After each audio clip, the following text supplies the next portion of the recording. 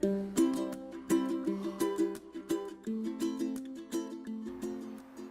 à toutes et à tous. Alors aujourd'hui nous allons parler d'un petit livre que j'ai lu quand je travaillais à un collège en Normandie. Là je l'ai remprunté dans le nouveau collège où je travaille aussi. C'est un livre qui est destiné en vrai aux enfants, donc aux adolescents, parce que l'héroïne a 14 ans. Alors je vous montre le livre. Il s'appelle Premier chagrin de Eva Cavian.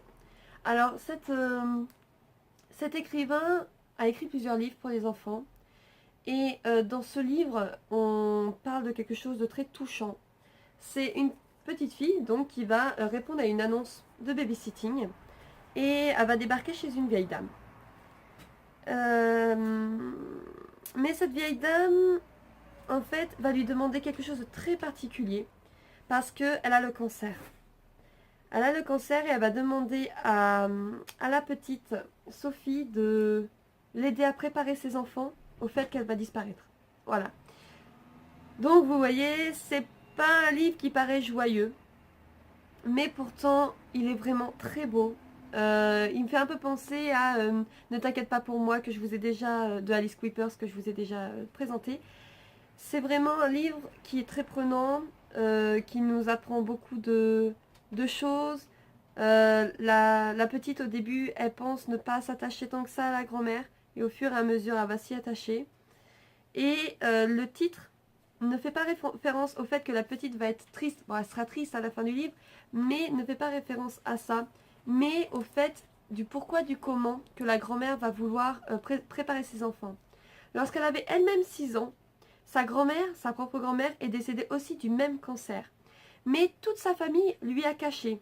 Au début, elle allait voir sa grand-mère toutes les semaines. Et petit à petit, on lui a dit « Fais pas de bruit, monte pas dans la chambre, ta grand-mère est fatiguée, etc. » Mais personne n'y a dit qu'elle était réellement malade et qu'elle allait en mourir. Et c'est à partir de là que sa grand-mère s'est demandé, enfin la grand-mère s'est demandé qu'est-ce qui était vrai, pourquoi les grands y mentaient, vers qui on pouvait donner sa confiance.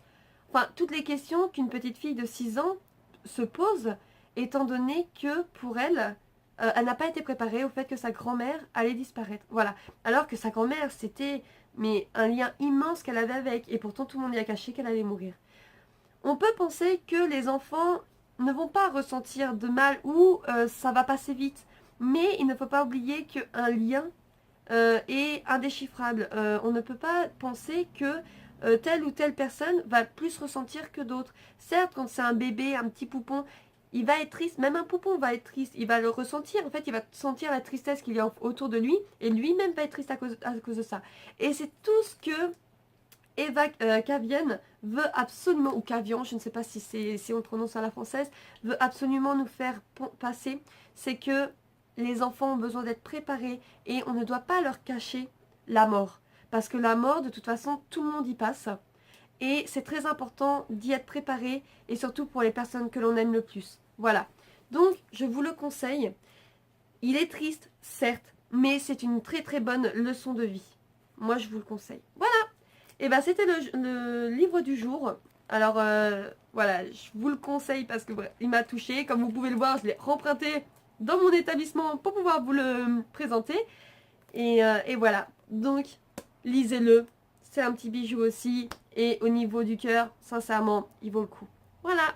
Une bonne fin de journée. Bisous, bisous.